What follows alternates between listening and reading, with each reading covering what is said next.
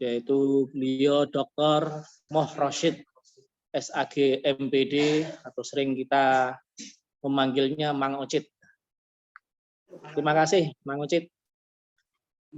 Yang kami hormati pula Dekan Fakultas Dakwah dan Komunikasi Islam, Bu Dr. Siti Maleha Dewi, MSI Sikar, Wadex 2, Bapak Ibu Kaprodi, Sekprodi, wabil khusus Kaprodi Pemikiran Politik Islam, Bapak Dr. Ozi M. Apol, dan Sekretaris Program Studi Pemikiran Politik Islam, Pak Ahmad Muhyiddin, MSI calon doktor, Sofi Muhyiddin, ya. Serta Bapak Ibu dosen Fakultas Dakwah dan Komunikasi Islam, dan juga tamu undangan yang berada di non jauh di sana. Terima kasih ke Rawinpun, Bapak Ibu semuanya, untuk mengikuti konsorsium program studi pemikiran politik Islam dengan tema agama Bahai dalam percaturan politik global, serta mahasiswa-mahasiswi program studi pemikiran politik Islam yang berbahagia. Syukur kita ucapkan kehadirat Allah Subhanahu wa Ta'ala, kita bisa mengikuti acara kegiatan konsorsium PP ini dalam keadaan sehat walafiat. Shalawat serta salam haturkan kepada junjungan Nabi Agung Nabiullah Muhammad sallallahu alaihi wasallam. Baik, Bapak Ibu narasumber, Pak Wade, Bu Wadek, dan Pak Kaprodi, Sekprodi semuanya.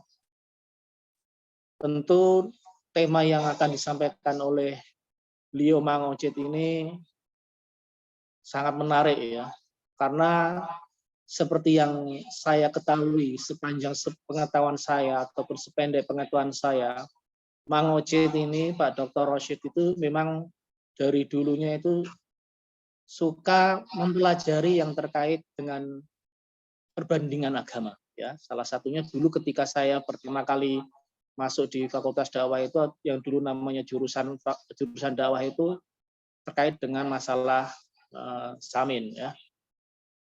Dan sampai sekarang itu Pak Rofik, mana Pak Rofik ini tadi? Ya, rumahnya Pak Rofik ya, dari Blora. Demikian juga Mang Ocit juga memang aktif ya, aktif di kegiatan lintas agama ya. Maka buku-bukunya juga sangat banyak yang terkait dengan masalah samin itu sendiri, kemudian juga terkait dengan multikultural, belum lagi jurnal-jurnal yang telah ditulisnya. Tinggal satu langkah lagi ini menuju Gubes ini. Kita doakan bersama Mang Ocit, Pak Dr. Rosyid, segera Gubes ya, guru besar dalam bidang apa nanti ya, sesuai yang diminatinya selama ini. Jadi terima kasih Mang Ocit yang nanti akan membahas tentang percaturan agama Bahai di konteks global ini, baik ini mungkin di Indonesia dan juga nanti dikaitkan di tingkat global, internasional. Apalagi sebentar lagi tahun 2024 ini memang tahun pemilu ya. Tahun 2023 ini tahun politik, atau para politikus mengatakannya seperti itu. Maka generasi milenial dan juga generasi Z yang mengikuti acara konsorsium ini bisa menambah informasi ya terkait dengan masalah pemilu itu sendiri. Wabil khusus ini adalah nanti terkait dengan agama Bahai dalam pentas global khususnya di Indonesia. Tidak berpanjang kalam, sekali lagi terima kasih kepada Mang Ocit dan juga kepada tamu undangan semuanya yang telah hadir di ruang meeting dan juga di ruang Zoom ini. Semoga bisa memberikan manfaat apa yang telah disampaikan oleh Mang Ocit nantinya. Mohon maaf atas segala kekurangan. Wassalamualaikum warahmatullahi wabarakatuh. Waalaikumsalam warahmatullahi wabarakatuh. Terima kasih sambutannya Bapak Wakil Dekan 1, Bapak Dr. Haji Ahmad Zaini LC MSI. Baik, kita memasuki acara inti Bapak Ibu sekalian, teman-teman mahasiswa-mahasiswi sekalian. Acara inti ini terdiri dari pertama pemaparan materi yang akan disampaikan oleh Bapak Dr. Muhammad Rosyid SAG MPD, Pertimbangan Agama Bahai dalam Percaturan Politik Global. Setelah itu akan dilanjutkan dengan tanya jawab ya. Saya harap nanti para peserta ya, khususnya mahasiswa-mahasiswi bisa mengajukan beberapa pertanyaan terkait tema yang akan kita bahas pada pagi hari ini. Baik, Bapak Muhammad Rosyid sudah siap ya? Oke, mungkin bisa di-unmute dulu Pak, agar mikrofonnya bisa on.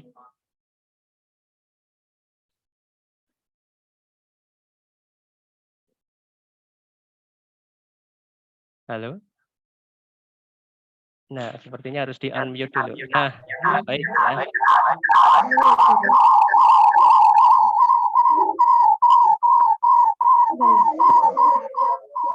Halo, suara Ya, saya terdengar, Pak? ya sudah jelas Pak. Ya, sudah Matur jelas. nuwun. Nanti PPT saya yang tampilkan Pak. Oke. Ya, baik. Kepada beliau Bapak Dr. Muhammad Rosyid SAG MPD, kami persilahkan. Assalamualaikum warahmatullahi wabarakatuh. Waalaikumsalam. Bapak, Ibu, dan para mahasiswa yang saya hormati, pada kesempatan hari ini saya bersenang hati karena dapat membagi informasi pada kita semua dengan topik agama Bahai dalam percaturan politik global. Ada apa dengan agama Bahai? Mengapa meneliti umat agama Bahai? Ini pertanyaan awal yang perlu kita jawab. File berikutnya, Mas.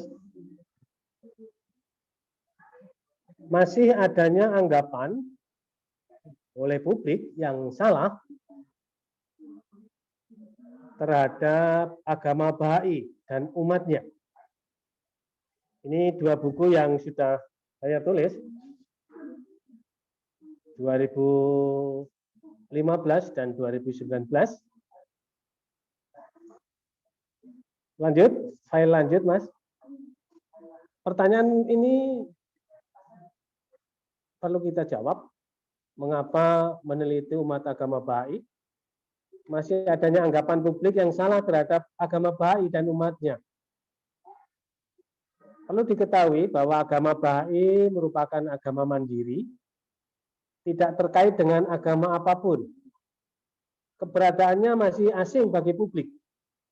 Maka berdampak ada yang menganggap Bahai ini agama yang sesat. Bahkan ada yang membuat singkatan yang tidak sesuai dengan fakta. Bahai dari kata Buddha, Hindu, Islam. Ini semua tidak benar. Bila ini dibiarkan, maka akan terjadi diskriminasi. Tujuan tulisan ini, naskah ini, forum ini adalah mengakhiri diskriminasi. Akademisi, mahasiswa, dosen berkewajiban memberi pemahaman kepada publik secara proporsional agar tidak terjadi pelanggaran HAM pada umat agama apapun. Itu yang perlu menjadi perhatian kita bersama. Berikutnya, apa itu diskriminasi? Apakah selama ini kita sudah melakukan diskriminasi, mendiskriminasikan kepada umat agama lain, atau umat seagama beda aliran? Kita baca Undang-Undang Nomor 39 Tahun 99 tentang Hak Asasi Manusia atau HAM. Pasal 1 ayat 3. Berikutnya, permasalahan riset ini, bagaimana embrio agama Bahai Bagaimana awal mula agama Bahai di Nusantara? Bagaimana kiprah umat Bahai dalam percaturan politik global? Agama Bahai ini saya teliti sejak tahun 2015 hingga hari ini. Kemudian saya melanjutkan pula riset dengan wawancara, observasi, kajian pustaka sebagai cara mendapatkan data. Kemudian data saya analisis secara deskriptif, kualitatif. Embrio agama Bahai, cikal bakal, awal mula adanya agama Bahai. Agama Bahai dideklarasikan di Iran, saat itu bernama Persia, pada tanggal 23 Mei 1844 oleh Mirza Hussein Ali Muhammad yang bergelar Baha'u'llah. Baha'u'llah inilah orang yang mendeklarasikan akan lahirnya seorang nabi pembawa risalah agama Bahai. Nabi yang dimaksud bernama Abdul Baha, pelanjut yang mengembangkan ajaran. Menerima wahyu langsung dari Tuhan tanpa perantara.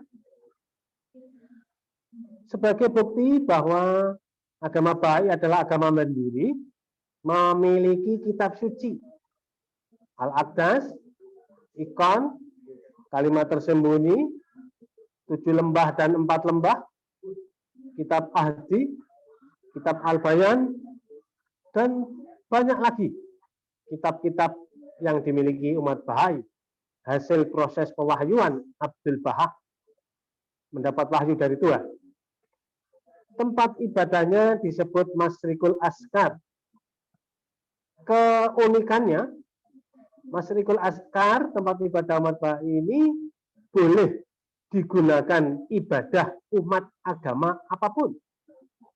Hanya saja di Indonesia belum ada. Karena di Indonesia mendirikan tempat ibadah sesuatu yang sulit. Harus mempunyai 90 umat agama, mendapat sepersetujuan warga setempat 60 jiwa. Jadi beribadah dikesankan sulit di Indonesia karena bukti adanya kompetisi beragama. Berbeda dengan umat agama Bahai, tempat ibadahnya boleh digunakan untuk ibadah umat agama apapun. Berikutnya, ini contoh Masrikul Askar, tempat ibadah di New Delhi, India. Hanya saja di Indonesia belum ada. Meskipun demikian, umat Bahai tetap taat terhadap aturan negara di mana dia hidup dan aturan dalam ajaran Bahai. Berikutnya contoh kitab Aqdas. Kemudian ada lagi himpunan petikan dari tulisan suci Baha'u'llah. Ini beberapa contoh fakta bahwa umat Bahai itu punya kitab karena dia adalah agama mandiri, tidak terkait dengan agama lain. Berikutnya adalah genealogi Baha'u'llah atau yang mendeklarasikan agama Bahai. Umat Bahai meyakini bahwa Baha'u'llah adalah orang suci, keturunan dari orang suci, maka layaklah bila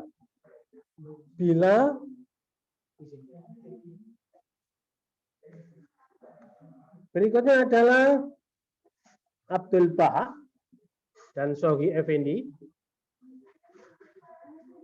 Abdul Baha adalah orang yang menerima wahyu dari Tuhan kepada umat, diberikan kepada umat Bahai, dan Sogi Effendi adalah wali agama, orang yang melanjutkan kepemimpinan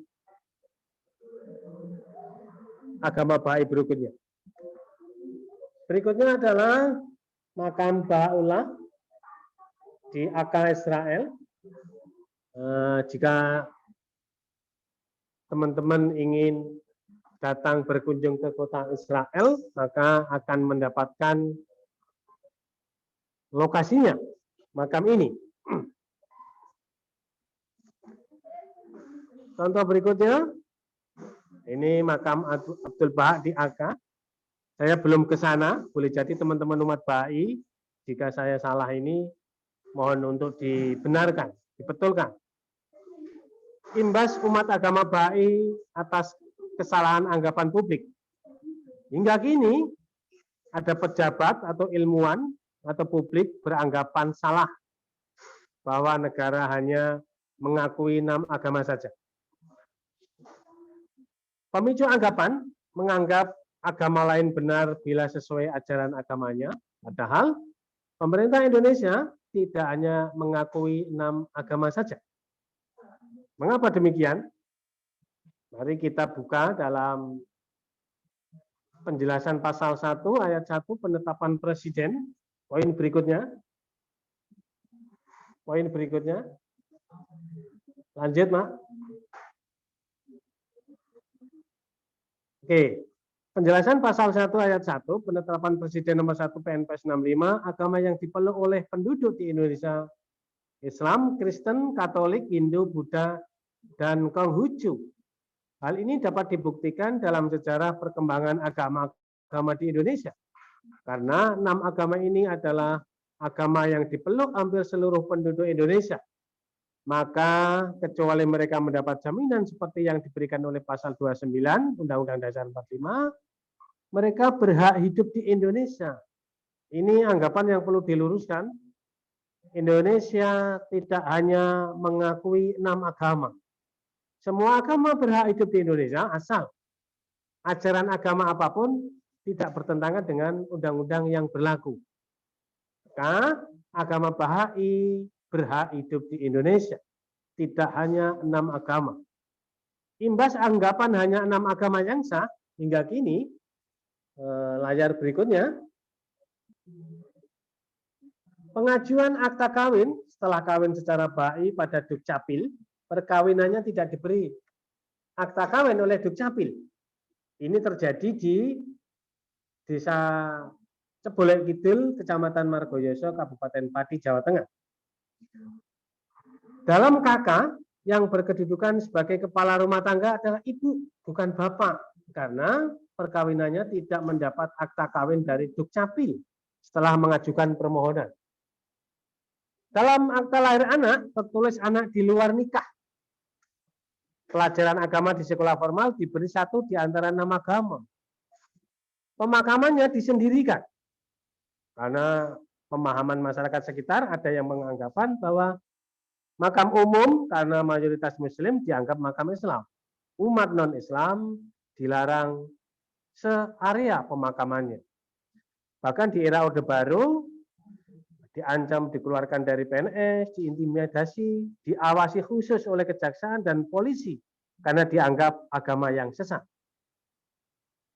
Fakta berikutnya bahwa agama Bahai adalah agama mandiri, punya hari raya. 21 Maret, hari raya Nauruz, dalam Islam kita sebut 1 Muharram, tahun baru. Ada hari raya Ridwan dan masih banyak lagi hari-hari raya dalam agama Bahai yang diperingati umat agama Bahai sebagai fakta bahwa umat Bahai adalah agama mandiri. Awal mula agama Bahai di Pati. Agama Bahai awal mula dikenalkan di Ujung Pandang, Makassar, tahun 1878, lama sekali, oleh Jamal Effendi dan Mustafa Rumi dari Iran. Mereka berdiaspora untuk mengenalkan ajaran agama Bahai. Tebarannya di Jawa Tengah yang saya temukan ada di Kabupaten Pati dan Klaten. Di Pati hanya 1 desa. Di Desa Cebolek Kidul, Kecamatan Margoyoso Pati, itu pun masih ada ikatan famili. 7 kakak, 29 jiwa. Pada tahun 70, umat Bahai sebagai dokter berbendera PBB mengatasi wabah malari di Pamotan, Rembang, Jawa Tengah. Pak Sutiono, guru SD negeri, warga Cebolek Kidul, berdinas di Pamotan. Ketemu dengan umat Bahai yang seorang dokter. interaksi itulah Pak Sutiono mendeklarasikan sebagai umat Ba'i. Sekembalinya ke kampung halaman menjadi guru SD, Pak Sutiono mengenalkan ajaran agama Ba'i kepada familinya. Hingga hari ini ada ikatan famili. Ini contoh gambar berikutnya adalah umat Ba'i di Desa Cebolek Kidul. Sebagai fakta bahwa umat Ba'i eksis. Ada di beberapa kabupaten di Jawa Timur. Sebagai penanda mereka ada. Agama Ba'i dan jaringan global. 30 Oktober 1954, anggaran dasar anggaran rumah tangga agama Ba'i ditetapkan Menteri Kehakiman. Imbas politik era demokrasi terpimpin, terbit Kepres Bung Karno nomor 264 tahun 62 tentang larangan 7 organisasi. 7 organisasi ini berafiliasi ke organisasi global, di antaranya adalah organisasi Baha'i. Organisasi yang eksis hari ini di Indonesia selain Baha'i adalah Rotary Club. Saya tidak tahu organisasi selain Baha'i dan Rotary Club yang sekarang masih eksis. Berikutnya, pelarangan organisasi Baha'i oleh publik disamakan dengan pelarangan agamanya. Maka Presiden Gus Dur menerbitkan Kepres nomor 69 tahun 2000 mencabut Kepres Bung Karno tahun 62. Maknanya organisasi Ba'i dan 7 organisasi lainnya berhak hidup di Indonesia. Pertimbangan Presiden Gus Dur mencabut Kepres karena tidak sesuai dengan prinsip demokrasi. Jadi organisasi Ba'i boleh eksis. Kepres Gus Dur tidak mengubah pemahaman publik yang salah bahwa selain 6 agama dikategorikan ilegal di Indonesia. Ada 16 ajaran agama Ba'i. Ajaran agama Ba'i ini sesuai dengan ajaran agama-agama. Yang membedakan adalah ada prinsip dasar. Misalnya di dalam agama Ba'i itu boleh kawin seagama atau beda agama. Dalam konteks kemanusiaan, ajarannya sama seperti agama-agama yang lain. Dalam hal pemakaman, ada perbedaan prinsip, kemudian mereka punya tata cara ibadah tersendiri. Itu yang membedakan. Ini kira-kira gambaran Ba'i di era Orde Baru. Diperlakukan yang tidak bijaksana. Berikutnya, Ba'i era reformasi. Ini yang menarik. Lanjut. Mendagri saat itu, Gamawan Fauzi, berkirim surat kepada Menteri Agama, Pak Surya Dharma Ali, menanyakan perihal agama Baha'i kaitannya dengan penerbitan EKTP, KTP elektronik. Menteri Agama menjawab, Baha'i merupakan agama di sekian banyak agama yang berkembang di 20 negara. Baha'i suatu agama, bukan aliran dalam agama. Pemeluknya tersebar di beberapa daerah di Indonesia. Baha'i termasuk agama yang dilindungi pasal 28 dan 29 Undang-Undang Dasar 45. Hanya saja, Pak Menteri Agama menerbitkan surat tertulis kepada Mendagri bahwa agama Baha'i umatnya berhak mendapatkan perlindungan hukum. Surat dari Menteri Agama yang diterima Mendagri oleh Mendagri tidak didistribusikan kepada Pemda. Maka hak-hak pendidikan, hak-hak agama, umat agama Baha'i hingga hari ini belum terpenuhi oleh negara. Menteri Agama Pak Yakut Kolil Kaumas 21 Maret 2021 lalu mengucapkan Hari Raya Tahun Baru Baha'i atau Nauruz. Ini pun muncul pro kontra karena menganggap Indonesia hanya mengakui 6 agama. Padahal Indonesia tidak mengakui 6 agama saja.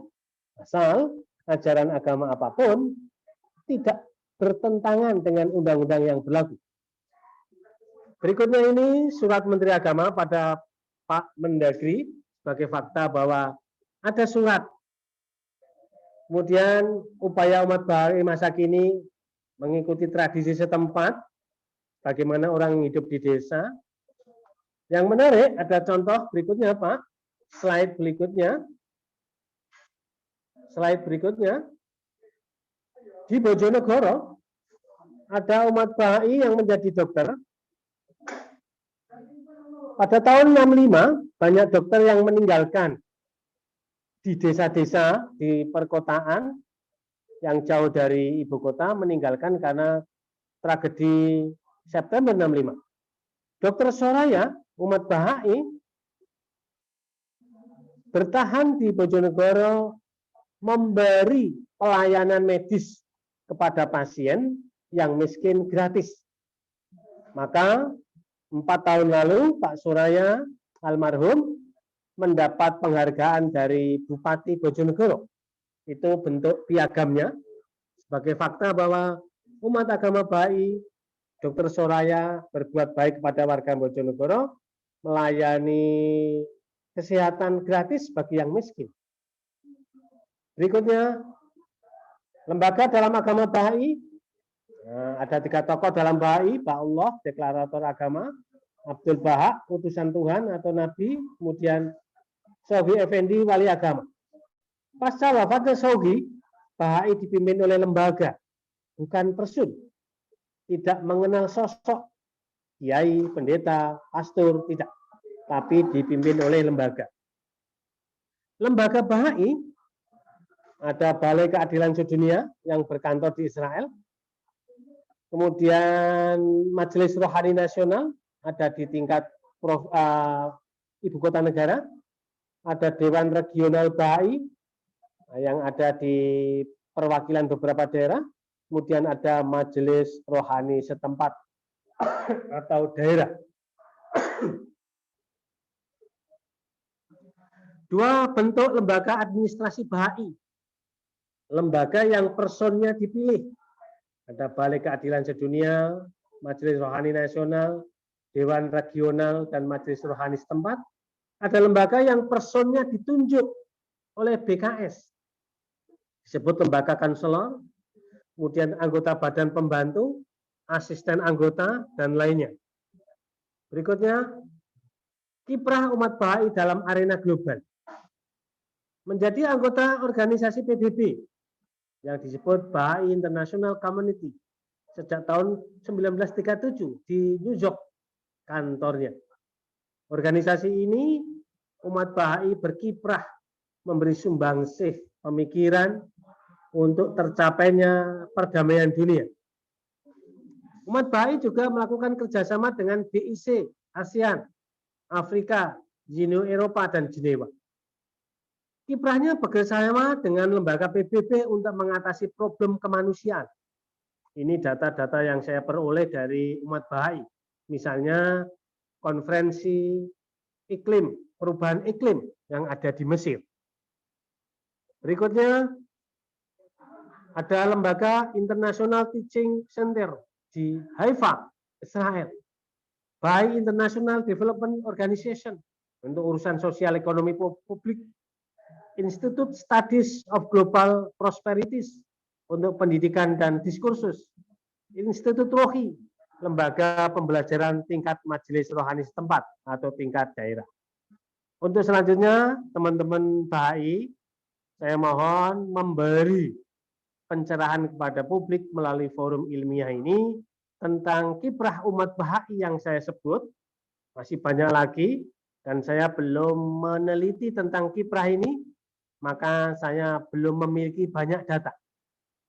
Semoga apa yang saya sampaikan bermanfaat untuk kita, bahwa Indonesia tidak membatasi jumlah agama, tidak hanya 6 agama yang berhak hidup di Indonesia, tapi semua agama berhak hidup di Indonesia asal ajaran agama apapun tidak bertentangan dengan undang-undang.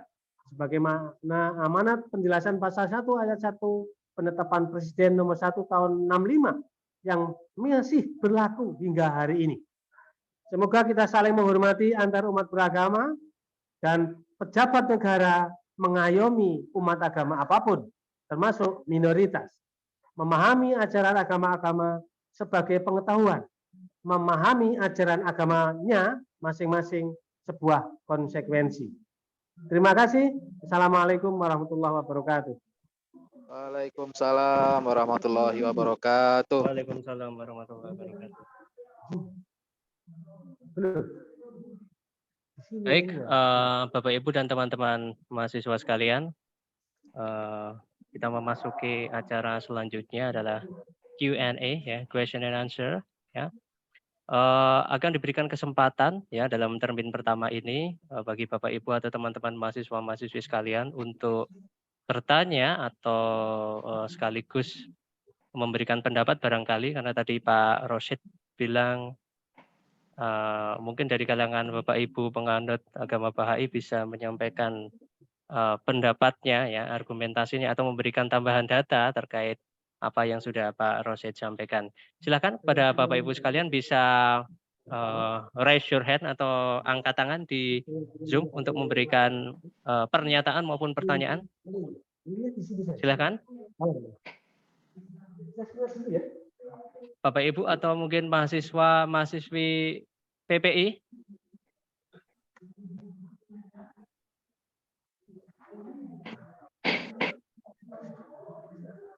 Pak Ozi.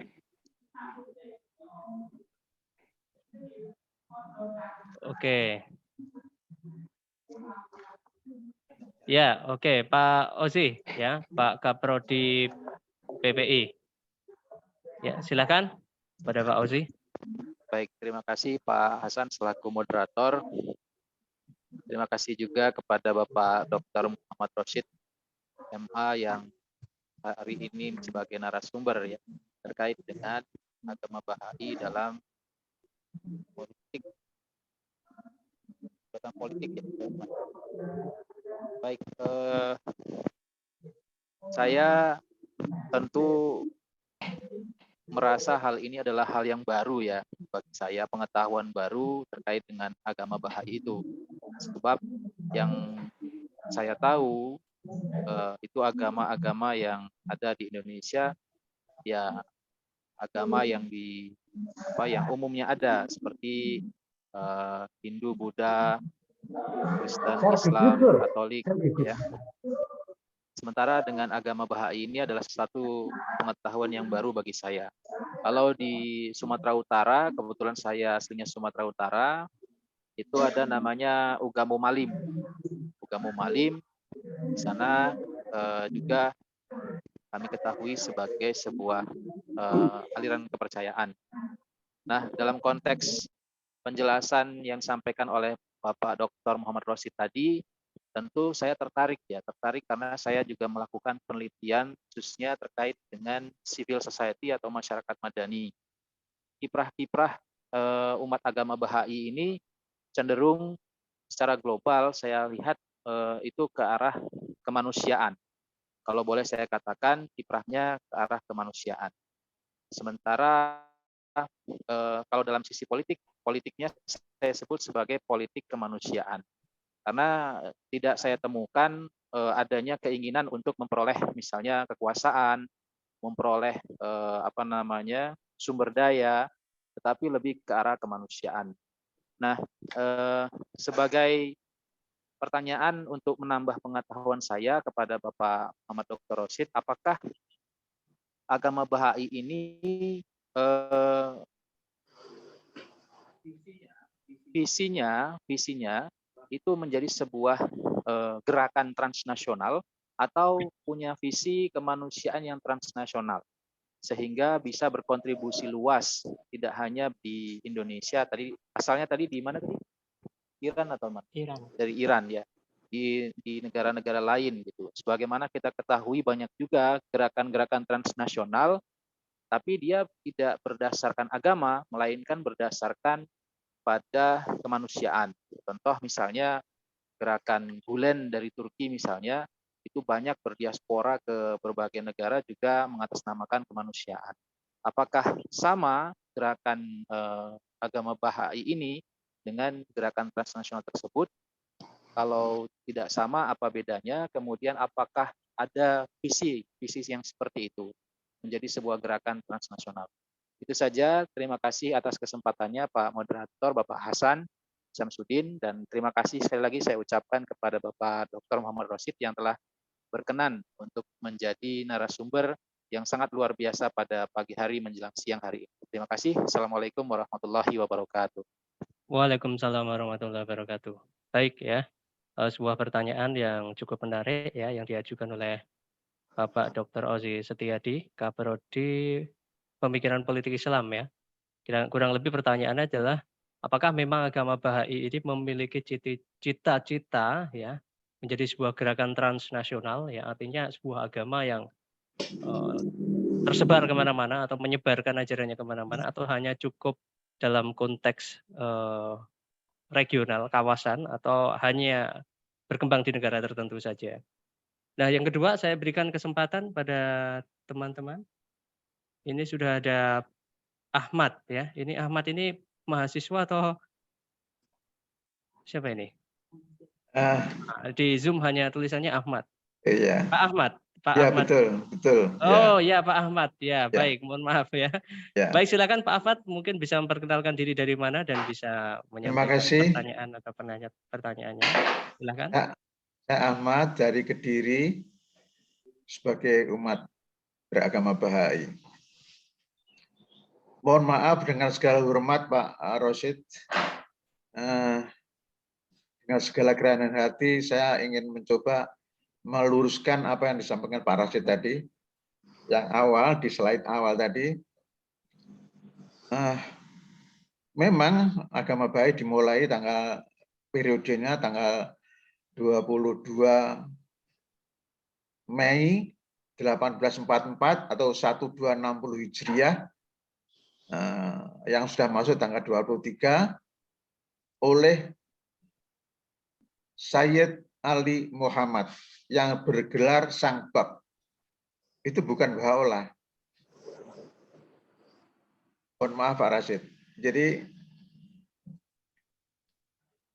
apa bisa ya saya menampilkan apa itu? Saya menampilkan tulisan apa bisa ya? Tidak bisa. Tuh. Kalau dijadikan co-host, saya dijadikan co-host, mungkin saya bisa share sedikit. Saya jadikan host ya Pak. Nanti. Jangan co-host saja kalau bisa. Oh, karena nggak ada co-hostnya ini. Oh, tidak ada ya sudah. Ya, kalau ada, itu, Pak, iya. ya sudah. Iya. Mohon maaf sedikit saya dengan menurut Pak Rosyid saya terpaksa meluruskan.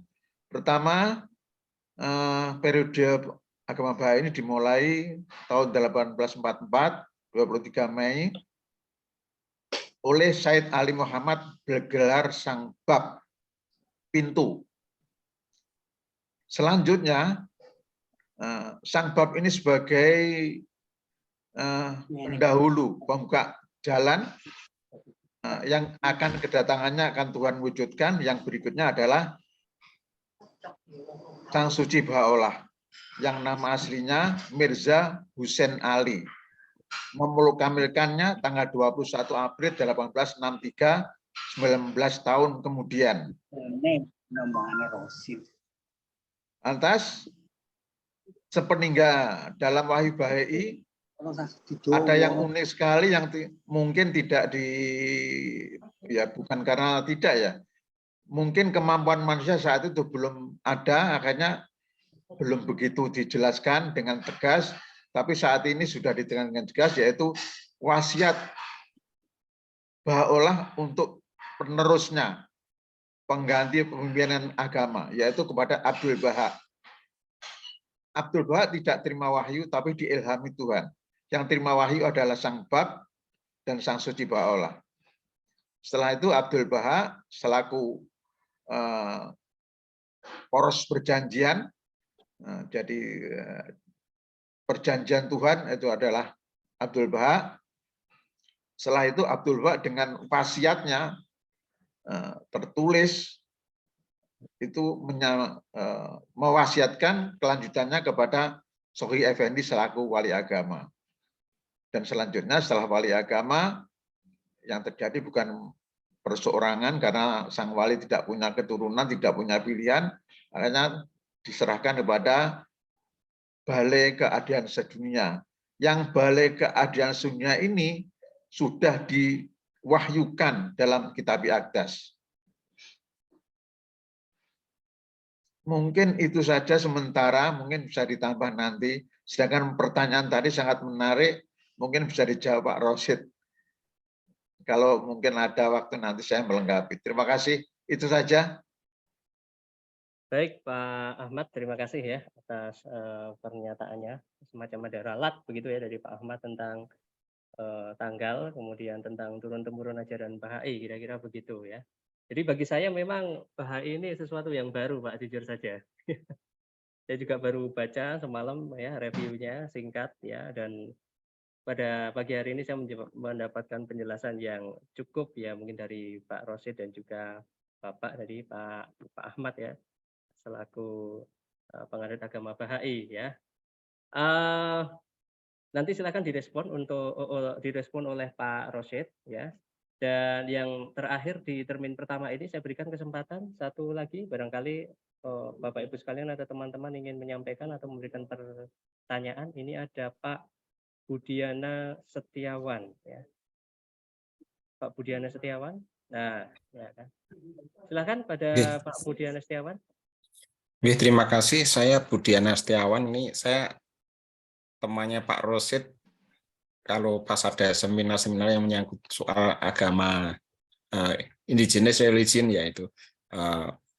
Jadi saya sendiri bekerja di Badan Riset Inovasi Nasional di Jakarta. Jadi kebetulan dijabri juga oleh Mas Rosid untuk ikut diskusi ini. Nah, yang mau saya tanyakan ini kan sepengetahuan saya semua agama, 6 agama yang masuk ke Indonesia itu, khususnya yang 5 agama itu, Islam, Kristen, Hindu, Buddha, Katolik, itu masuk ke Indonesia itu harus melakukan penyesuaian adaptasi dengan budaya Indonesia, budaya kelokalan Indonesia itu.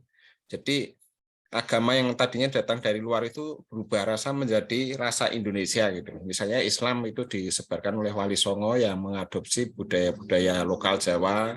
Kemudian Katolik itu juga menyesuaikan dengan budaya-budaya di Nusa Tenggara Timur. Itu ada upacara yang di daerah asalnya tidak ada, tapi kemudian berkembang di daerah Nusa Tenggara Timur. Saya lupa nama upacaranya. Kemudian juga dengan agama Hindu dan Buddha itu jelas ya. Kita lihat agama Hindu yang di Bali itu kan sudah sama sekali berbeda dengan yang di India karena sudah mengalami adaptasi dan beradaptasi dan menyesuaikan dengan kelokalan Indonesia gitu. Nah, kalau agama Bahai ini bagaimana? Apakah dia menyesuaikan dengan kelokalan Indonesia? Ada yang disesuaikan? Tidak. Kalau tidak, kemungkinan kecil, menurut saya kemungkinan akan kecil untuk bisa diterima di Indonesia, berkembang menjadi agama yang besar yang jumlah penganutnya banyak itu tampaknya tidak akan seperti itu kalau tidak ada suatu penyesuaian itu. Nah, di Indonesia sendiri selain Bahai itu juga ada agama, mungkin kalau menurut saya sebetulnya seperti agama baru juga ya, tapi mungkin tidak disebut sebagai agama tapi menjadi bagian dari Hindu, yaitu Hare Krishna, yang itu banyak tumbuh di Bali. Tapi Hare Krishna ini dia tidak mau menyesuaikan dengan budaya setempat di Bali. Ada suatu agak tidak mau menyesuaikan dengan budaya di Bali, sehingga sampai sekarang pun jumlah penganutnya tetap sedikit, tidak sampai 10.000 orang itu jumlah penganut Hare Krishna itu. Nah, khusus untuk Hare Krishna itu memang secara formal di KTP mereka tetap Hindu itu, tapi mungkin sudah tidak, penganut-penganutnya banyak yang tidak melakukan tradisi-tradisi upacara keagamaan seperti di Bali, seperti orang Bali pada umumnya itu.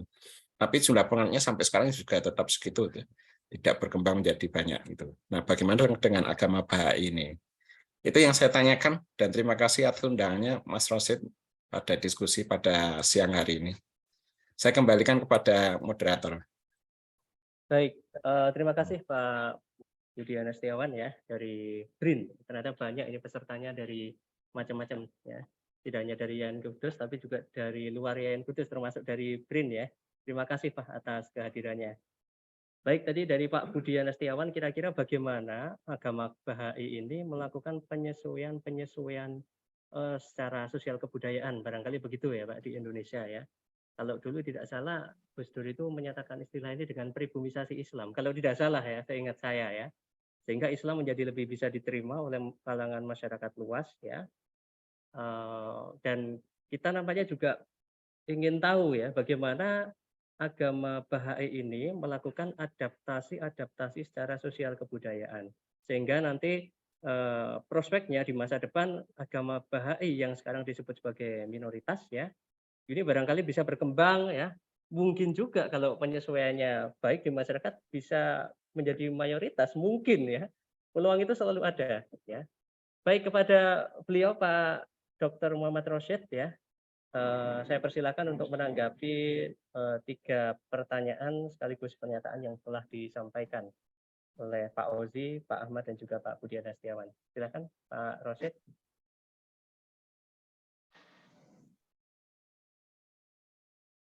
Mikrofonnya bisa dihidupkan dulu, Pak. Baik. Oke.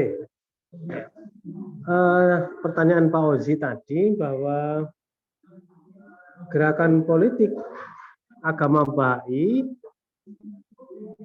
realnya berupa gerakan politik kemanusiaan, tidak gerakan politik murni. Bahkan di dalam ajaran agama Bahai, umat Bahai dilarang berpolitik praktis. Contohnya menjadi presiden hingga menjadi kepala desa, menjadi pengurus parpol. Bagi yang menjadi salah satu jabatan politik tersebut, maka di-out dari keanggotaan umat agama Bahai. Umat agama Bahai bukan anti politik, tapi tidak politik partisan, praktis. Umat Bahai lebih baik aktif menjadi pemilih pilkades hingga pilpres tanpa menjadi anggota parpol.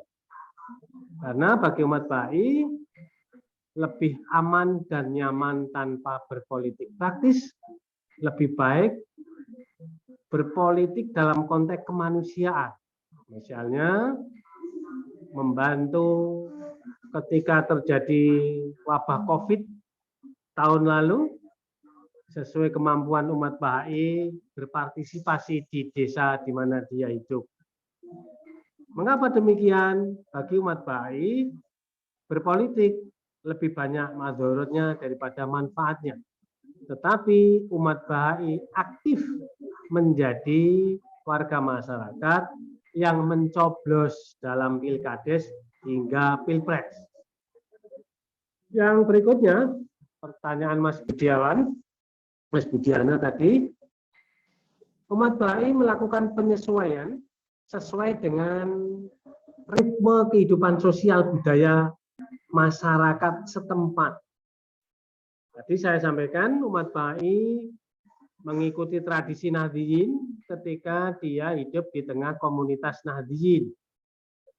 Misalnya yang di Cebolek Kidul itu lebih menarik dalam riset yang saya lakukan. Umat Bahai ketika meninggal dunia, ibu-ibu muslimat diundang untuk mendoakan arwah umat Bahai yang telah meninggal. Ibu-ibu fatayat muslimat pun hadir dengan tujuan menghargai undangan. Ketika tetangga umat Bahai, Muslim Nahdiyin, meninggal, umat Bahai pun datang mendoakan kepada arwah almarhum almarhumah tetangganya yang Muslim. Ini terjadi secara alami karena memang bagi umat Bahai ada prinsip bahwa menolong lebih mulia daripada mendiskriminasikan. Muslim, fatayat, muslimat tadi juga punya prinsip. Selama ini umat Bahai hidup bersama-sama dalam konteks kemanusiaan secara baik, maka direspon dengan baik pula. Ini menurut saya ibu-ibu muslimat ini sudah mencontohkan perilaku bijaksana untuk bersesama meski beda agama. Di umat Bahai di setiap daerah menyesuaikan dengan realitas sosial budaya. Hanya saja umat Bahai hingga hari ini yang saya tahu belum melakukan upaya administratif kepada pemerintah untuk mendapat pengakuan secara legal formal. Karena menurut saya tidak perlu kalau itu dilakukan, karena negara tidak berhak mengakui agama. Agama secara konsepsi HAM adalah forum internum, sesuatu yang diterima oleh seseorang manusia langsung dari Tuhan. Dalam bahasa Islam namanya hidayah. Negara tidak berhak menyetujui atau mengesahkan. Maka kembali kepada penetapan Presiden nomor 1 PNPS 65 tadi, semua agama berhak hidup di Indonesia, asal ajaran agama apapun tidak bertentangan dengan undang-undang yang berlaku di Indonesia.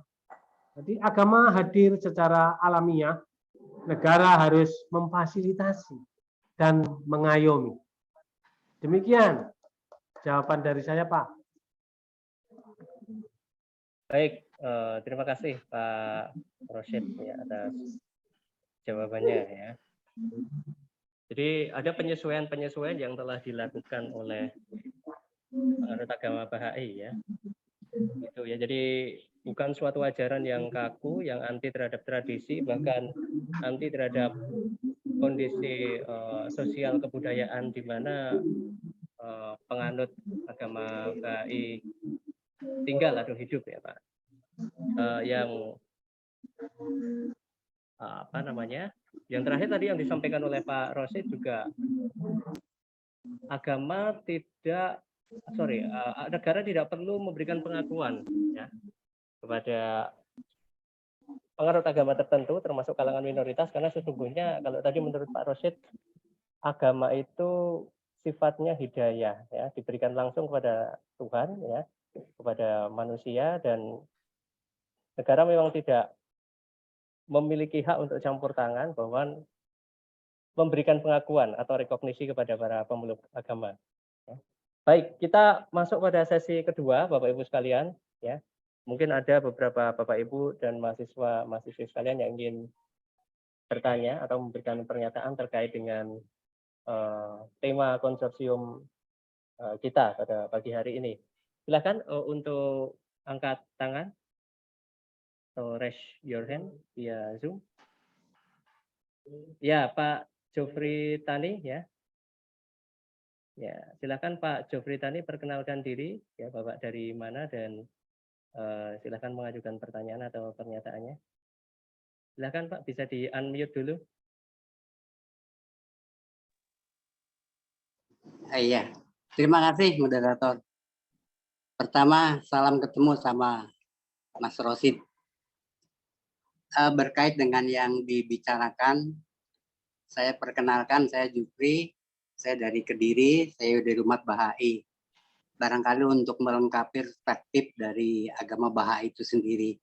Dan terima kasih saya ketemu dengan teman-teman dari IAIN, karena saya juga alumni dari Usuluddin IAIN. Tapi sekarang jadi orang Bahai, entah saya tidak ngerti. Berkait dengan tadi yang disampaikan oleh Pak Rosyid, saya juga ingin sedikit meluruskan berkaitan dengan Masyrikul Azkarnya. Tadi Pak Rosyid menyampaikan bahwa perbedaan yang unik Masyrikul Azkar tempat ibadah Bahai adalah boleh dipakai untuk si agama apapun.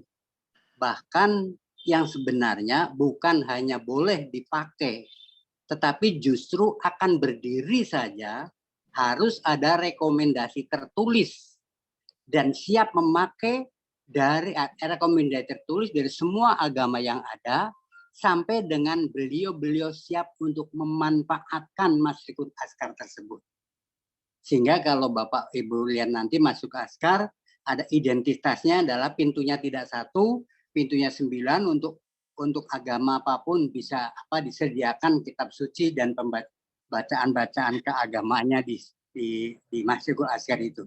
Jadi bukan hanya boleh, tapi rekomendasinya pun harus melampirkan persetujuan dari semua agama, bahkan mereka ada kesiapan untuk memanfaatkan itu. Tanpa itu maka tidak akan didirikan.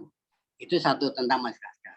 Kemudian yang kedua berkaitan, saya ingin barangkali untuk melengkapi dari perspektif orang Bahai sendiri, saya menggulati di agama Bahai ini, apakah agama Bahai itu hanya transnasional berbicara kemanusiaan, sampai dengan bagaimana persoalan adaptasi di dalam lingkungan. Saya tidak akan bahas masalah prinsip, masalah agama Bahai dalam perspektif aturan pemerintah itu, biar itu Pak Rosid lebih tahu daripada saya. Saya kata Pak Rosid makluman saja lah, makluman lillahi ta'ala. Untuk itu barangkali perlu untuk kita ketahui dari prinsip dan ajaran ini. Nanti dari prinsip dan ajaran setidak-tidaknya terekam sebuah konstruksi bangunan agama Bahai itu akan kayak apa. Di mana prinsip dan ajaran agama Bahai itu ada 19. Saya akan bacakan, semoga ini terekam dalam renungan aja. 1, percaya kepada Tuhan Yang Maha Esa. Pengertiannya semua agama memaklumi tentang pengertian ini. 2, percaya kepada para rasul sebagai utusan Tuhan. Percaya pada rasul, semua agama pengertiannya sama. Barangkali perbedaannya sedikit, yaitu dari pemahaman, dengan konsekuensi daripada percaya, bukan hanya percaya, tapi membenarkan, mengiyakan, dan membenarkan.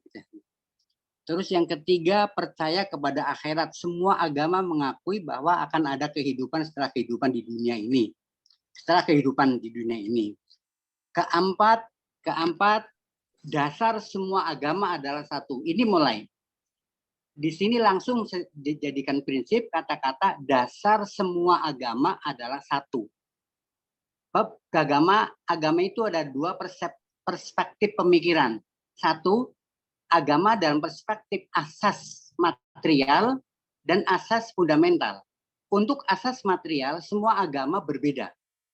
Bentuk ibadah, terus tata cara mungkin jual beli dan lain sebagainya, masalah fikih, masalah syariat, tapi ada masalah asas fundamental. Asas fundamental semua agama sesungguhnya adalah sama, adalah satu, karena dari sumber yang satu, untuk misi yang satu, dan untuk kepentingan yang satu, yaitu untuk membangun peradaban baik di dunia ini, membangun damai di percaturan bumi ini, dan agar membangun untuk bisa menyiapkan kehidupan yang baik di alam nanti. Itu semua agama konsepsinya seperti itu, termasuk agama Bahai. Kelima, yaitu tentang kesatuan umat manusia. Ini langsung jadi konsep, bukan persatuan. Persatuan itu boleh jadi hanya mempersatukan yang berbeda, sudah cukup. Tapi rasa kesatuan adalah betul-betul agar semua manusia berasa satu sebagai umat manusia. Maka dalam agama Bahai diibaratkan manusia sedunia ini hakikatnya ibarat seperti daun-daun dari satu pohon. Ini di mana daun dari pohon, sesungguhnya daun yang tumbuh di utara maupun di selatan ada satu daun. Dan mereka berasa aku adalah daunnya pohon ini. Ini dari sinilah maka adaptasi yang tadi diulas akan masuk secara otomatis. Bagaimana misalnya saya orang Kediri hari ini. Andai kata kemudian saya dipindah ke Afrika, maka saya harus bisa bergaul dengan manusia yang ada di Afrika. Maka otomatis kita harus bisa memahami dan mengikuti dan menyertakan diri menjadi manusia Afrika. Itulah yang dimaksud barangkali adaptasinya seperti itu, maka itu akan berjalan sesuai dengan kodrati saja.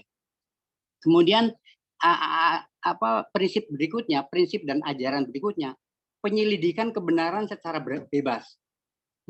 Penyelidikan kebenaran secara bebas. Jadi di dalam agamawi tidak ada alergi untuk melihat apapun. Tidak ada alergi, saya orang Bahai mempelajari agama Islam, bahkan di dalam agama Bahai, karena keyakinan semua agama adalah satu, maka orang Bahai menganggap Islam, menganggap Hindu, menganggap Buddha, menganggap yang lain semuanya adalah benar dan kebenaran. Ini tolong dicatat. Orang Bahai menganggap agama selainnya adalah benar dan kebenaran. Bukan hanya membenarkan untuk bergaulan, tidak. Sehingga tidak ada perspektif saya bergaul dalam urusan kemanusiaan, tidak. orang Bahai untuk masuk ke tempat ibadat mereka sama sekali tidak ada persoalan karena mengakui bahwa itu kebenaran. Yang membedakan antara agama yang satu dengan yang lainnya adalah hanya ada pada persoalan ruang dan waktu saja. Andai kata Sang Suci Muhammad lahir pada era Musa, maka ajarannya adalah seperti Nabi Musa. Barangkali seperti itu analognya. Kemudian penyelidikan secara bebas. Kemudian persesuaian agama dan ilmu pengetahuan. Tidak lagi mempertentangkan antara agama dan ilmu pengetahuan. Karena sesungguhnya sumber agama dan sumber ilmu pengetahuan adalah satu, dari Tuhan yang satu. Terus persamaan hak antara laki-laki dan wanita. Nah, ini proses ini yang termasuk barang baru. Karena selama era peradaban Adam sampai dengan era peradaban Muhammad, bahkan 1000 tahun wafatnya Nabi, pada era peradaban itu masih ada kebisaan, masih ada monopoli kebisaan antara pria dan wanita. Tapi era hari ini, sejak diawali dari kebangkitan ilmu pengetahuan dan teknologi, kebangkitan peradaban baru, maka dalam Injil dikatakan sebagai zaman baru ini, maka apa yang dahulu hanya dibisai oleh kaum laki-laki, sekarang sudah dibisai pula oleh kaum wanita. Sehingga persamaan hak antara pria dan wanita bukan persoalan yang diperjuangkan, tapi merupakan prinsip dan ajaran di dalam agama Bahai. Kemudian kesucian dan kemurnian sangatlah penting. Selanjutnya, segala prasangka harus dihapuskan, karena prasangka adalah sumber daripada malapetaka. Sedangkan perselisihan di dalam agama harus diupayakan untuk ditiadakan. Kemudian pendidikan wajib bagi semua anak. Tidak ada batasan tolabul ilmi hanya fardhiyatun ala kulli muslimin, tidak. Tetapi fardhiyatun ala kulli nas, ala kulli semua anak-anak, semua anak manusia kewajiban untuk mendapatkan pendidikan. Kemudian selanjutnya adalah perdamaian dunia. Berbicara tentang trans tadi, kita sudah tidak lagi berbicara Iran, tidak lagi bicara Indonesia, tapi kita menjadi penduduk bumi. Orientasi kita adalah penduduk perdamaian dunia. Sehingga orang Bahai menganggap bahwa Indonesia ada ilustrasinya seperti RT saja, RT dunia aja. Perdamaian dunia. Terus kemudian bahasa sedunia. Ini prinsip. Sehingga umat Bahai mengakui atau merasa bahwa sesungguhnya pemersatu umat yang paling mudah ada bahasa. Dan tidak ngerti sebenarnya siapa yang mendesain sehingga ada bahasa internasional, bahasa Arab. Itu bahasa Inggris misalnya. Itu tidak ada yang ngerti siapa mendesain. Tapi sekarang kok sepertinya ada kesepakatan bersama bahwa telah terangkat bahasa sedunia itu bahasa internasionalnya adalah bahasa Inggris misalnya. Kemudian bermusyawarah dalam segala hal. Ini sudah mulai membatas kemanusiaan. Bekerja wajib untuk mencari nafkah. Penyelesaian masalah ekonomi secara rohani, tidak oleh gontok-gontokan. Kemiskinan dan kekayaan berlebihan harus dihapuskan. Dan yang ke-18, tidak boleh bercampur tangan dalam urusan politik, apalagi ikut campur tangan saja suruh tidak.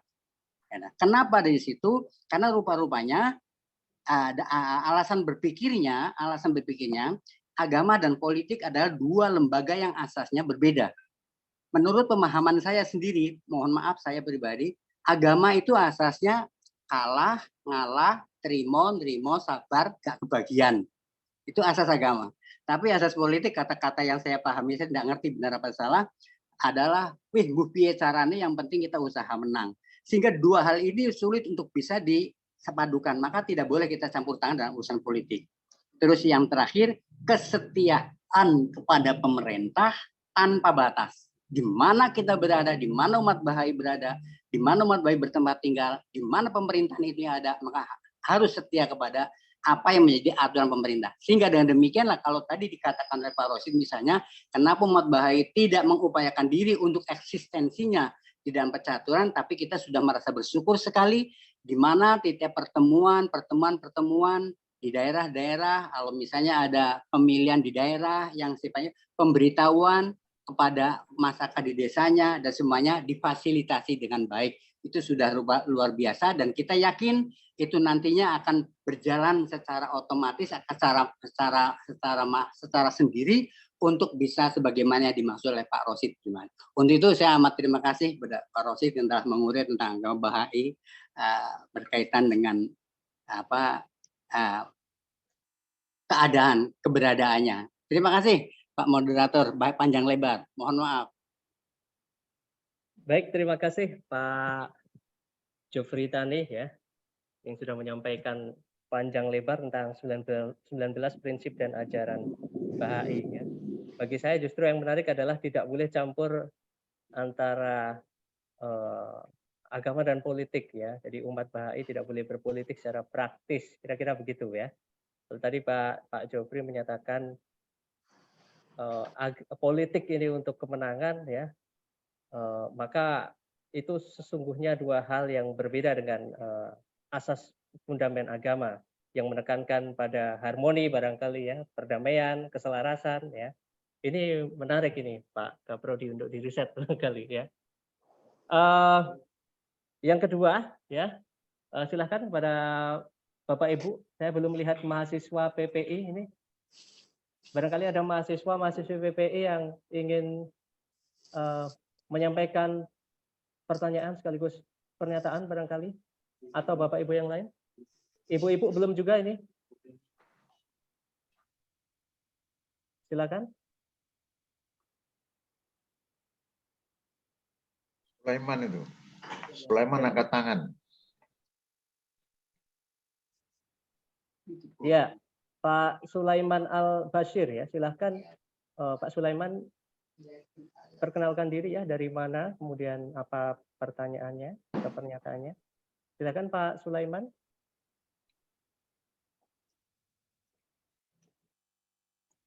Di mana Pak Sulaiman? Assalamualaikum Pak. Ya, waalaikumsalam. Ya, bisa di-on-kan Pak Sulaiman kameranya? Ya. Silakan Pak Sulaiman. Ya. Perkenalkan, nama saya Sulaiman, saya mahasiswa UIN Sunan Kalijaga, tapi asal Kalimantan. Ya, silakan. Ya, terkait Bahai, dari pernyataan-pernyataan Pak Rosyid, salah satu tokoh yang saya mengagumi beliau tentang penelitian Bahai. Alhamdulillah penelitian beliau sangat banyak tentang Bahai. Terkait Bahai, tadi salah satu bagaimana adaptasi Bahai. Sebenarnya Bahai bagi saya itu bukan suatu beradaptasi dengan suatu kegiatan. Kegiatannya hanya medium. Medium atau pelantara. Sebenarnya Bahai itu mengadaptasikan nilai-nilai dari dogma sehingga dia mampu survive di tengah masyarakat mayoritas. Contohnya, dalam tadi konsepnya bahwasanya dalam Bahai ada namanya persatuan umat manusia sama dasar semua agama adalah satu. Itu adalah suatu nilai-nilai plural dalam agama Bahai yang diadopsikan ke dalam suatu kegiatan sehingga nilai-nilai plural itu dirasakan masyarakat sehingga ini penting bagi masyarakat.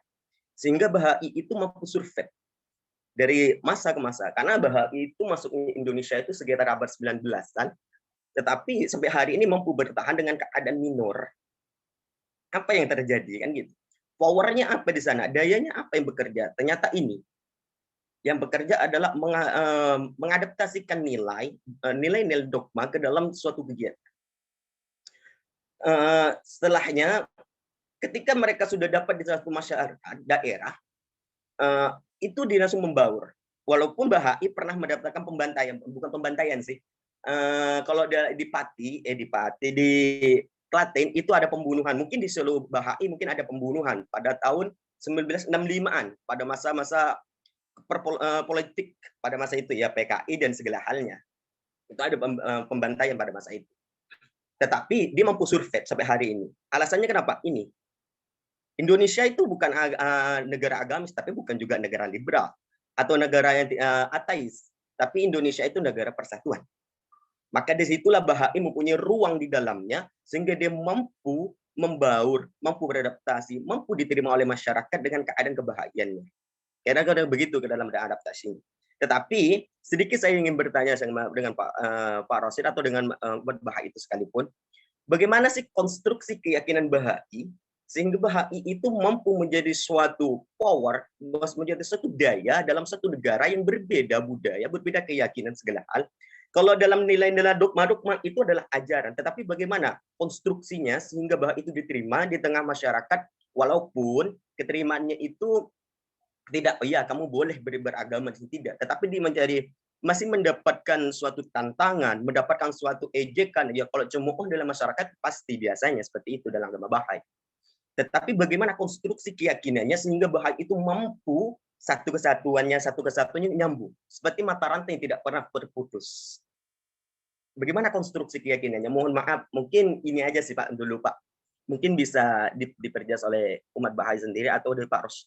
Sekian, terima kasih. Assalamualaikum warahmatullahi wabarakatuh. Ya, baik. Terima kasih ya. Ini Mas Sulaiman Al-Bashir ya, mahasiswa dari UIN Sunan Kalijaga ya.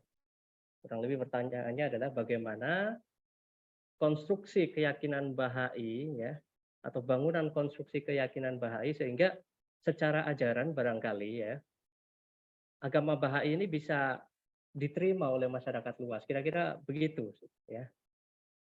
Nah, ini yang terakhir di sesi termin yang kedua, saya berikan kesempatan kepada Bapak Ibu, mahasiswa-mahasiswi sekalian untuk menyampaikan pertanyaan sekaligus pernyataannya. Silakan. Barangkali dari Yayan Kudus, dari Fakultas Dakwah, atau dari mahasiswa Pemikiran Politik Islam. Silakan, ada?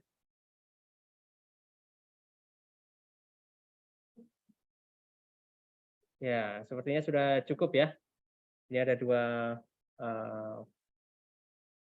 pertanyaan maupun pernyataan. Yang pertama tadi dari Pak Jofri Tani, ya, tentang 19 prinsip dan ajaran. Kemudian pertanyaan dari Mas Sulaiman Al-Bashir, mahasiswa UIN Sunan Kalijaga, ya, tentang konstruksi keyakinan ajaran agama Baha'i sehingga bisa diterima oleh masyarakat luas. Silakan kepada beliau Bapak Dr. Muhammad Rosyid ya untuk merespons.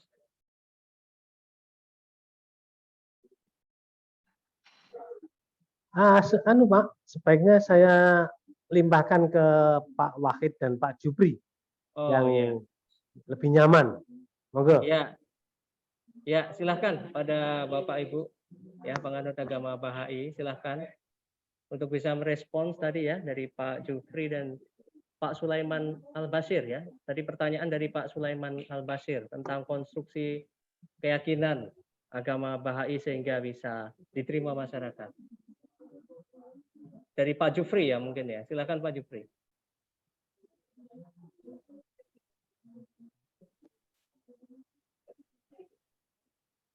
Terima kasih Pak Rosyid. Terima kasih.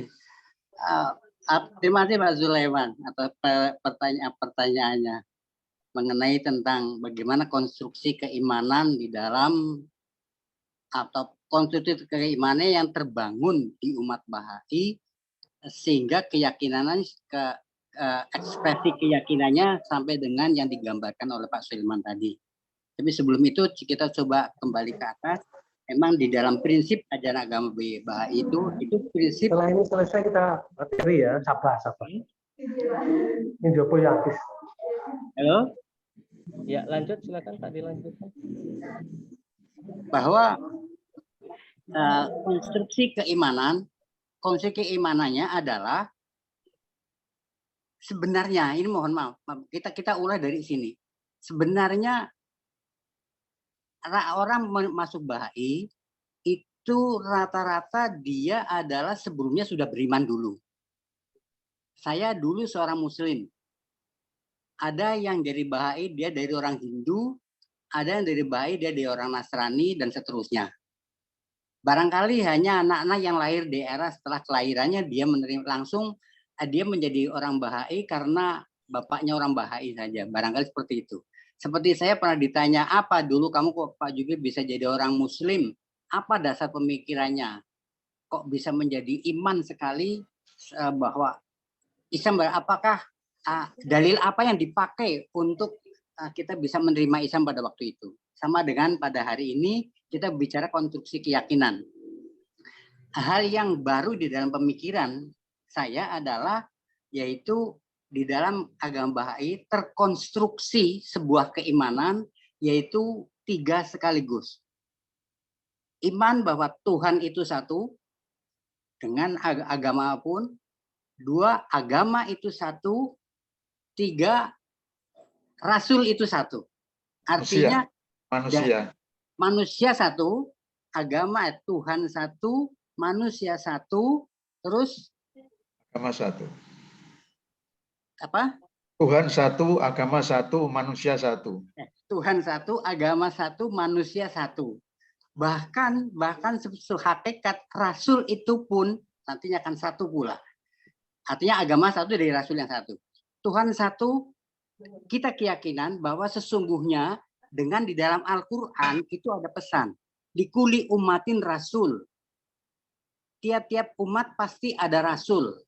Pengertian tiap-tiap umat pasti ada rasul berarti umat pada era kapanpun dan dimanapun pasti tersentuh dengan aura kerasulan. Pasti, sebab itu konsekuensi Tuhan dengan memfirmankan ilakanu liya'budu wa ma khalaqtul jinna wal insa illa liya'budun. Saya menciptakan jin dan manusia agar mereka menyembah. Bagaimana dia bisa menyembah kalau tidak dididik tentang menyembah?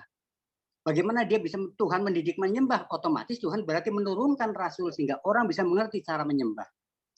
Dan Rahman Rahim Tuhan diakui secara semua agama, bukan hanya untuk daerah atau teritorial tertentu, tetapi untuk umat manusia dan bumi secara keseluruhan.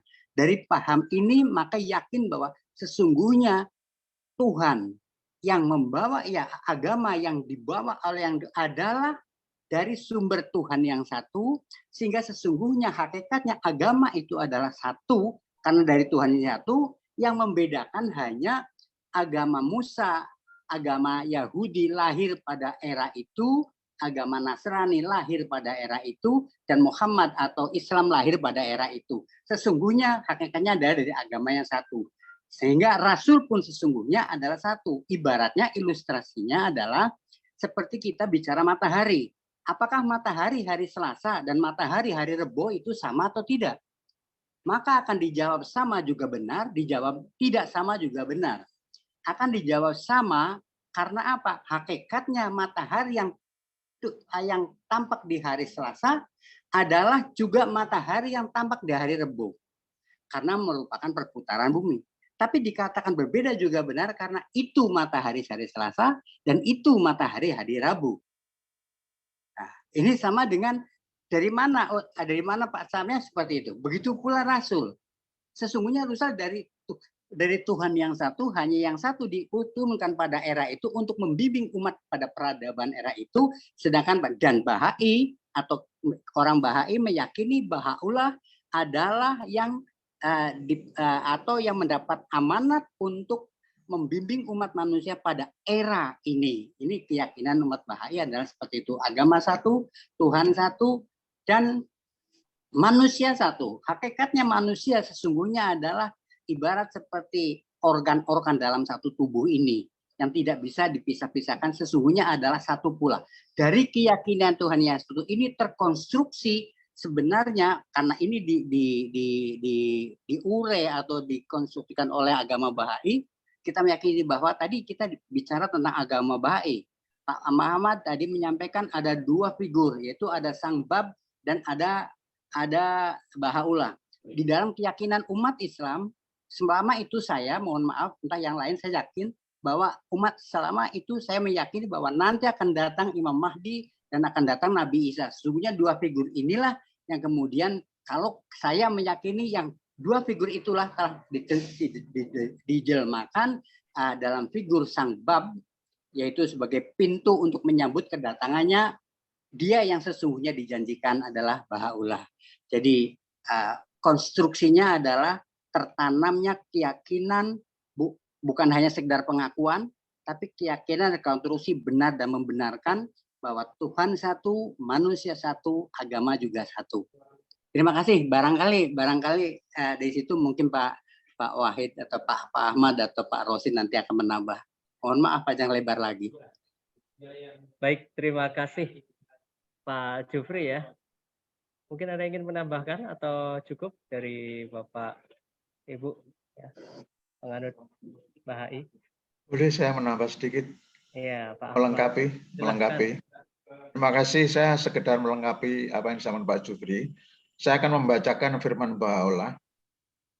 Saya di sini karena Baha'u'llah ini adalah perujukan Tuhan, istilahnya di sini bukan nabi, bukan rasul, istilahnya di sini perujukan Tuhan. Dan kami sudah terbiasa dengan mengatakan firman Baha'u'llah begitu. Karena firman Baha'u'llah sama dengan firman Tuhan. Sama saja sebetulnya. Kita mengatakan firman Allah dalam Al-Quran, karena hakikatnya kan keluar dari mulut Muhammad Rasulullah kan begitu ya. Sebenarnya ya sama saja.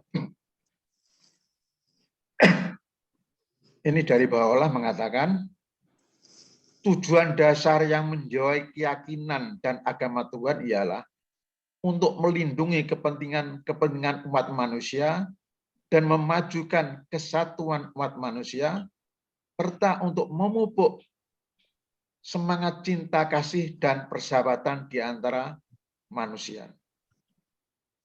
Jadi tujuan agama adalah ini, tujuan dasar agama. Ini bukan agama Baha'i saja, semua agama seperti ini. Sehingga diibaratkan cinta kasih dan kesatuan itu umat manusia itu adalah ibarat garis lapangan sepak bola itu. Biarpun pandai menggiring bola, kalau dia out dari garis itu memasukkan bola, maka akan dianulir oleh sang wasit, kan begitu. Jadi semua agama itu koridornya adalah cinta kasih dan kesatuan umat manusia. Keluar dari itu, apapun itu akan dianulir oleh wasit. Kurang lebih dengan begitu. Kadang-kadang kita kan masih mendengar itu pujian teman-teman pada saat Ramadan. Sahpasane nang ilang ganjarane sebab goroh tukaran kancane. Coba puasa yang hanya milik Allah saja hanya karena berdusta wassalam, kan begitu. Mohon maaf ini. Lantas tadi kesatuan manusia, kesatuan agama. Allah di sini mengajarkan bahwa hanya ada satu Tuhan yang Maha Agung, yakni Tuhan yang Maha Esa, yang telah mengirim para utusan Tuhan untuk membimbing manusia. Oleh karena itu, semua agama yang bersumber dari satu Tuhan ini haruslah menunjukkan rasa saling menghormati, mencintai, dan niat baik antara satu dengan yang lainnya. Itu yang ini panjang tulisannya, tapi itu saja. Dan tadi Pak Yusri juga mengatakan kesatuan manusia. Di sini bahasanya seperti begini. Agama Baha'i mengajarkan bahwa semua manusia adalah sama di hadapan Tuhan. Dan mereka harus diperlakukan dengan baik. Harus saling menghargai dan menghormati. Menghapus segala bentuk prasangka, serta mengajarkan bahwa semua orang adalah anggota dari satu keluarga manusia yang tunggal, satu keluarga manusia yang tunggal, yang justru diperkaya oleh kebinekaannya.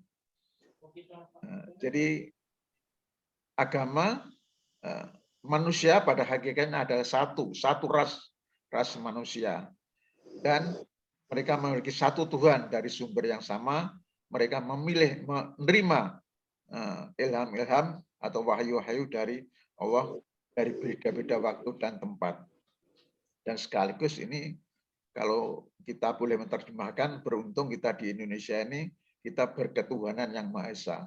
Jadi siapapun apapun disebut dari agama-agama, hakikatnya adalah menyebut yang satu.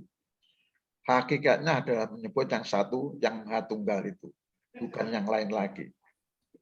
Dan lagi ada tadi Pak Jui menyinggung mengenai prasangka, sehingga semua prasangka ras, keagamaan, etnis, warna kulit itu harus dihapuskan, karena itu akan menghalangi terjadinya perdamaian. Sebenarnya kita untung, alhamdulillah kita lahir di Nusantara yang berprinsip Pancasila, salah satunya adalah kemanusiaan yang adil dan beradab. Ini kan menghapuskan prasangka. Selama dia manusia, apapun agamanya, apapun etnisnya, apapun warna kulitnya, harus diperlakukan dengan adil dan beradab. Hakikatnya ada ini. Dan lagi ingin sedikit saya tambahkan bahwa Adam sampai kapanpun bendera takwa Allah itu selalu dikibarkan. Namun demikian masing-masing rasul dan nabi itu menciptakan peradaban-peradaban yang disesuaikan dengan kemampuan umat manusia pada saatnya. Allah tidak memberikan kaum kecuali sesuai dengan kekuatannya, begitu. Nah, saat ini kami sebagai umat Bahai meyakini bahwa Allah adalah utusan Tuhan zaman ini yang programnya selain takwa Allah adalah kesatuan umat manusia, perdamaian dunia. Untung sekali kita lahir di atas kapal induk yang namanya NKRI ini, yang tujuan akhir di sana ikut melaksanakan ketertiban dunia berdasarkan kemerdekaan dan perdamaian abadi. Jadi pendiri bangsa ini sudah mencium bahwa perdamaian abadi itu akan terwujud walaupun masih sayup-sayup. Apakah ini halusinasi atau khayalan? Kalau memang khayalan ya copot saja itu gelar anggota BPUPKI itu, kan begitu. Nah, tapi kalau ya bagaimana? Dalam agama Bahai menyikapi perdamaian dunia itu bukan hanya mungkin, tetapi pasti.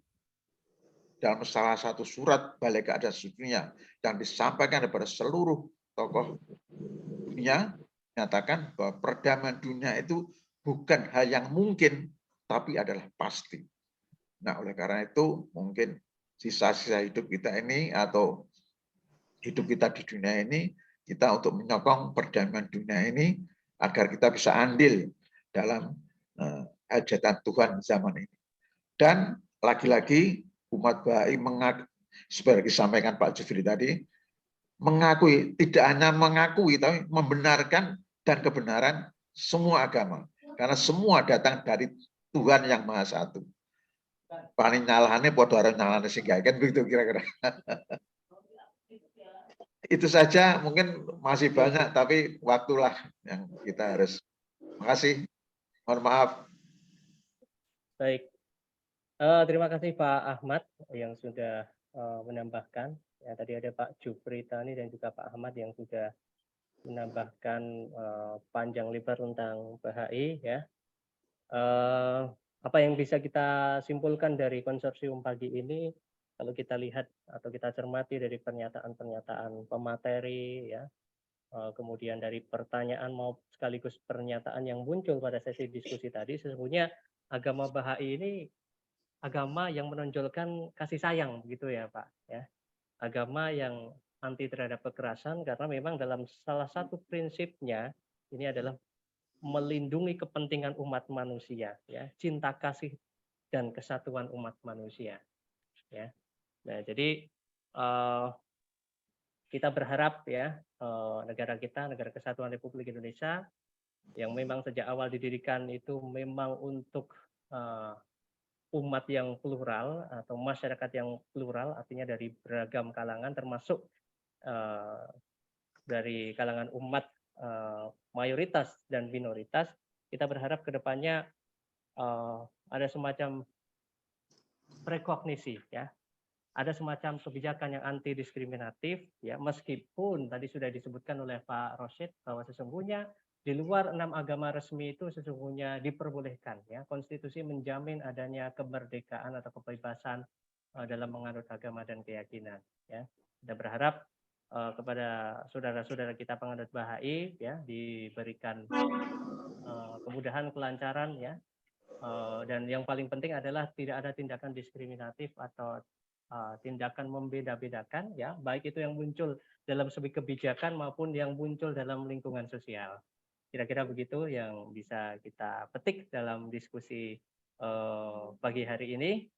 Baik, Bapak Ibu sekalian serta teman-teman mahasiswa-mahasiswi peserta konsorsium, Sebelum kita menutup, ya, apakah ada closing statement dari pembicara Pak Rosyid?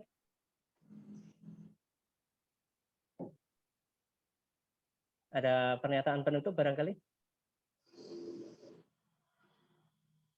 Bisa di-on-kan dulu mikrofonnya. Nah, Ada, Pak? ya, ada pernyataan penutup atau closing statement, Pak?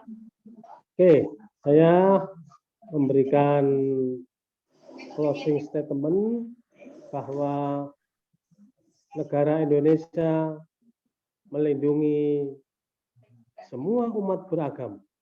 Negara Indonesia tidak membatasi jumlah agama, asal apapun agama tersebut, ajarannya tidak bertentangan dengan perundang-undangan.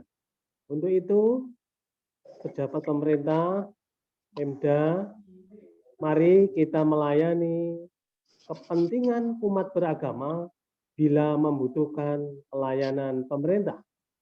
Umat Baha'i sudah saatnya diterbitkan akta kawin oleh Dukcapil sebagai wujud negara mengayomi warga negaranya. Terima kasih. Baik, terima kasih Pak Dr. Muhammad Rosyid, Bapak Ibu sekalian.